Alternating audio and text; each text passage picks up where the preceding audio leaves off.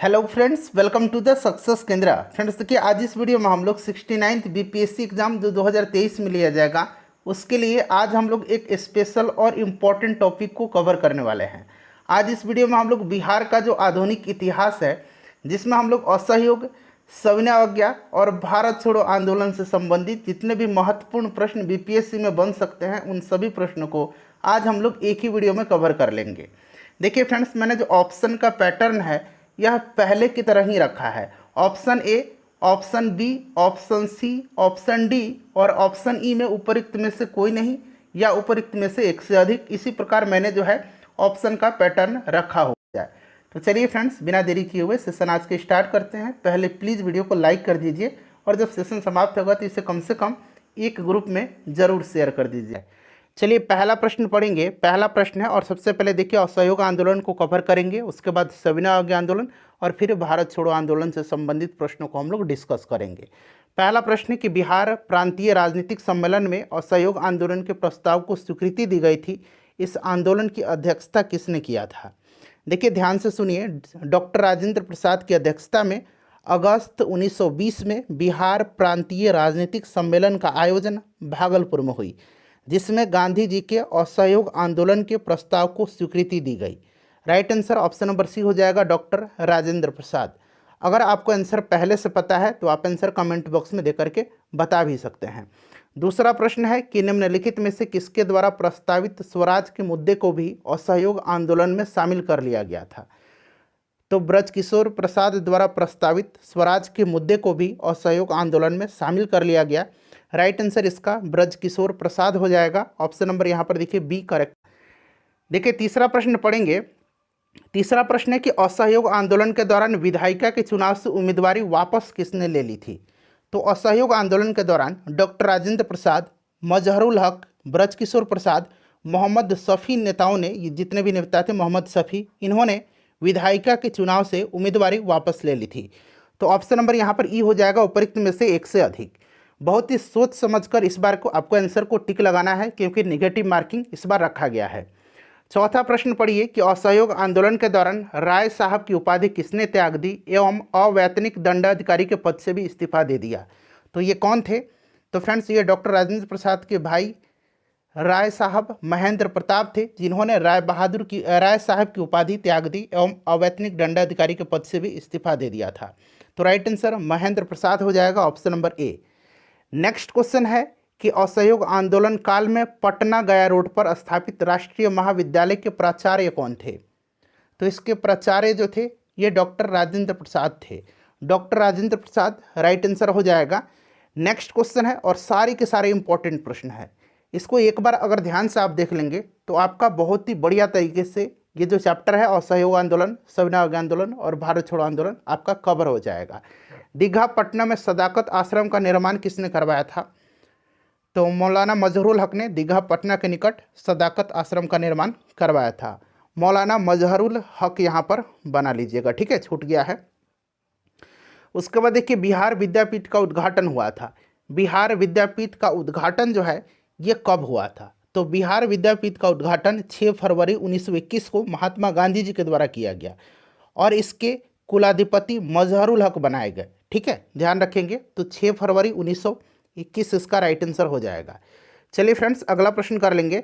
Next question है कि बिहार विद्यापीठ के प्रथम कुलाधिपति कौन थे? तो प्रथम कुलाधिपति जो थे ये मौलाना मजहरुल हक थे। ऑप्शन नंबर यहाँ पर डी राइट आंसर हो जाएगा। नेक्स्ट क्वेश्चन है कि किसने सितंबर 1921 में सदाकत आश्रम से द मदरलैंड नामक अखबार निकालना शुरू किया था? तो द मदरलैंड अखबार निकालना शुरू किसने किया था? तो मौलाना मजहरुल हक ने किया था, ठीक है, मौलाना मजहरुल हक राइट आंसर हो जाएगा। Option number B correct answer हो जाएगा। उसके बाद देखिए अगला प्रश्न है कि छपरा सारण में असहयोग आंदोलन के दौरान नेतृत्व प्रदान किया गया था। अब यहाँ पर ध्यान से सुनिएगा।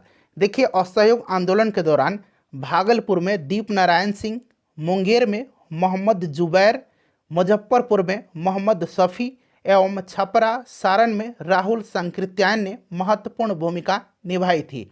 तो यहाँ पर छपरा सारण पूछा गया है तो राहुल सांकृत्यायन करेक्ट आंसर हो जाएगा।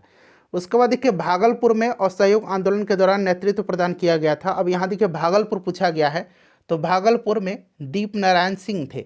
दीप नारायण सिंह करेक्ट आंसर हो जाएगा, अभी मैंने आपको बताया भी है। मुजफ्फरपुर में पूछा गया है कि असहयोग आंदोलन के दौरान नेतृत्व प्रदान किया था, तो मुजफ्फरपुर में मोहम्मद शफी हो जाएगा right answer. Mohammad Shafi correct answer हो जाएगा। उसके बाद देखिए मोहम्मद शफी ने असहयोग आंदोलन के दौरान नेतृत्व प्रदान किया, कहाँ पर?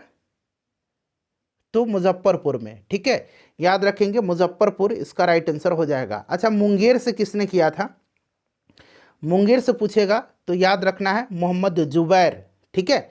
चलिए उसके बाद नेक्स्ट क्वेश्चन है कि प्रिंस ऑफ वेल्स का पटना में आगमन का व्यापक विरोध किसके नेतृत्व में किया गया था? बताइए राइट आंसर क्या हो जाएगा। दिसंबर 1921 में प्रिंस ऑफ वेल्स का पटना में आगमन हुआ था और इसका व्यापक विद्रोह जो है विरोध जो है सावित्री देवी के नेतृत्व में हुआ था। सावित्री देवी करेक्ट आंसर हो जाएगा। उसके बाद देखिए नेक्स्ट क्वेश्चन है कि बिहार में असहयोग आंदोलन के निर्बाध संचालन हेतु कांग्रेस ने किस प्रथा की शुरुआत की थी?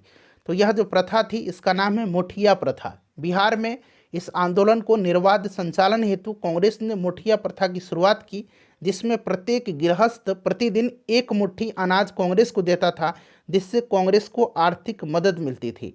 तो ये मुठिया प्रथा हो जाएगा। चलिए उसके बाद अगला प्रश्न है, और अब हम लोग सविनय अवज्ञा आंदोलन से संबंधित प्रश्नों को कवर करेंगे, ठीक है। चलिए, बिहार में नमक सत्याग्रह सर्वप्रथम कहाँ से शुरू हुआ?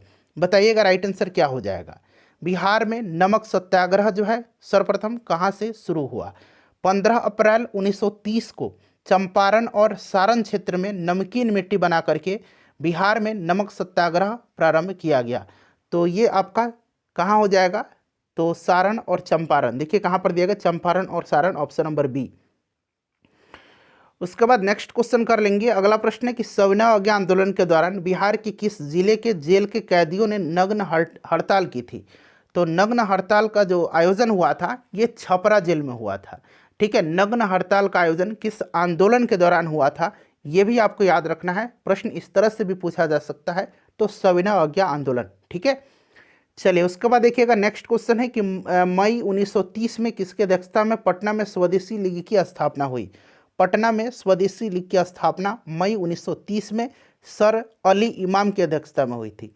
सर अली इमाम राइट आंसर हो जाएगा। उसके बाद देखिए नेक्स्ट क्वेश्चन है कि बेगूसराय में चौकीदारी कर के विरोध आंदोलन एक हिस्सा था। तो यह आंदोलन जो था ये काफ़ी चर्चा में रहा था। बेगूसराय में चौकीदारी कर बंद करने का कार्यक्रम विशेष रूप से यह चर्चित रहा था, और यह सविनय अवज्ञा आंदोलन इसका राइट आंसर हो जाएगा, ठीक है। देखिए ध्यान दीजिए, अनुराग सिंह सविनय अवज्ञा आंदोलन के दौरान बिहार में चौकीदारी कर देने से मना कर दिए थे। चंद्रा देवी ने अगस्त 1930 को गया में एक सभा को संबोधित कर चौकीदारी कर न देने का नारा दिया था।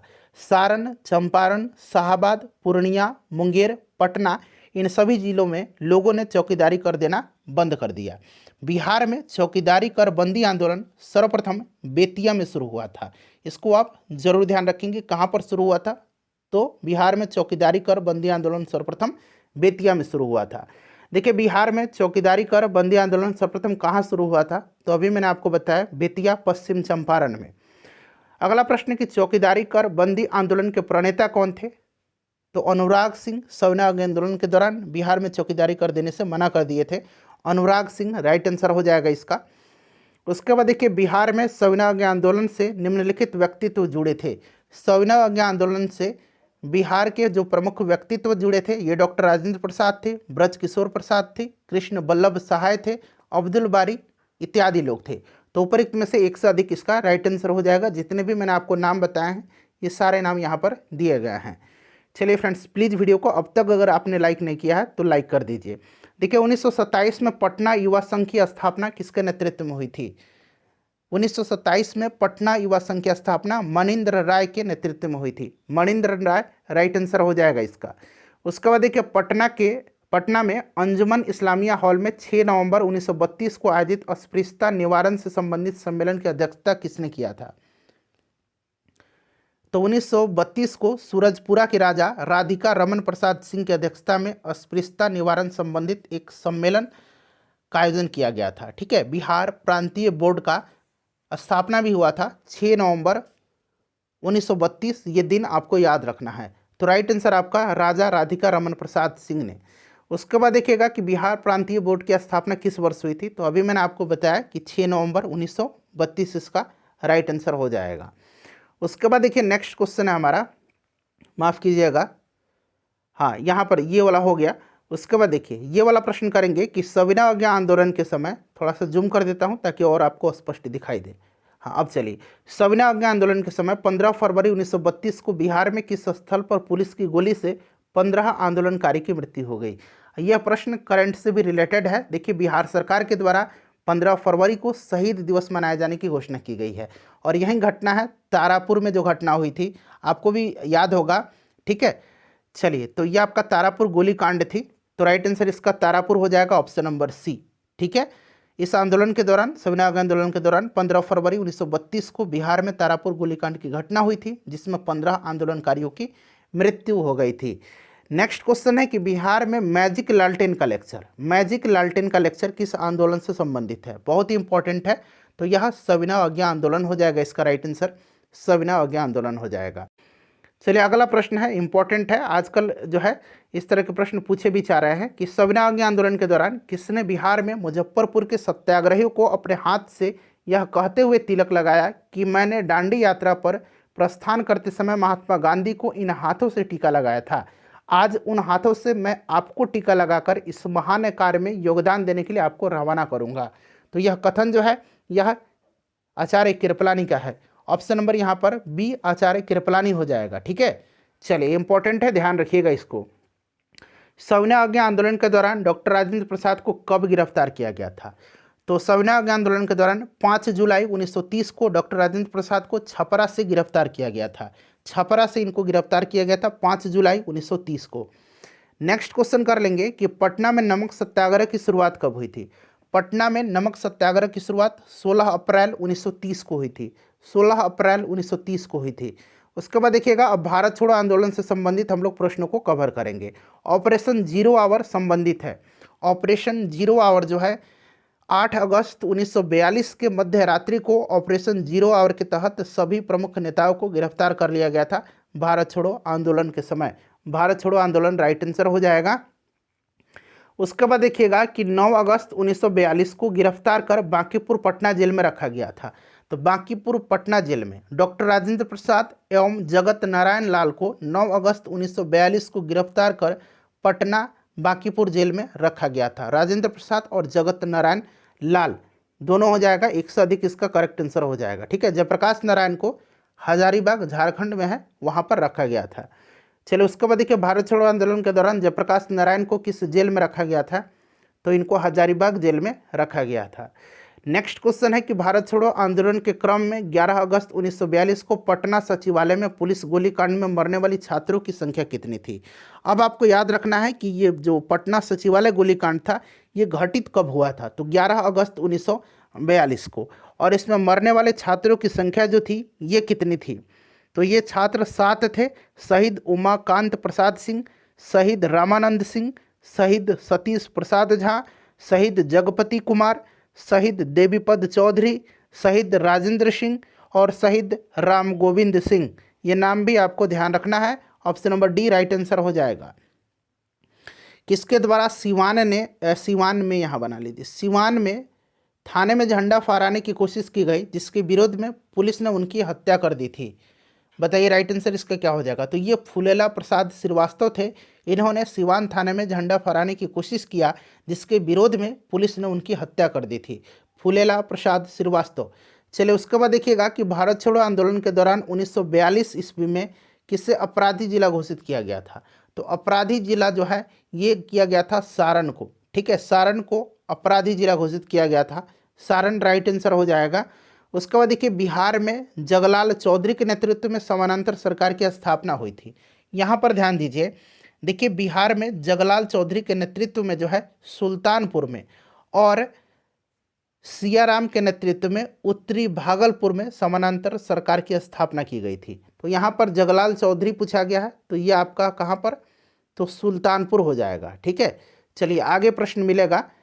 भारत छोड़ो आंदोलन के दौरान बिहार में किसके नेतृत्व में उत्तरी भागलपुर में समानांतर सरकार की स्थापना हुई थी, तो अभी मैंने आपको बताया था सियाराम सिंह, ठीक है। उत्तरी भागलपुर में सियाराम सिंह और सुल्तानपुर में जगलाल चौधरी के नेतृत्व में समानांतर सरकार की स्थापना हुई थी। नेक्स्ट क्वेश्चन है हमारा, अगला प्रश्न पढ़िएगा कि 9 नवंबर प्रश्न भी है और यहाँ 9 नवंबर भी मेंशन किया गया है।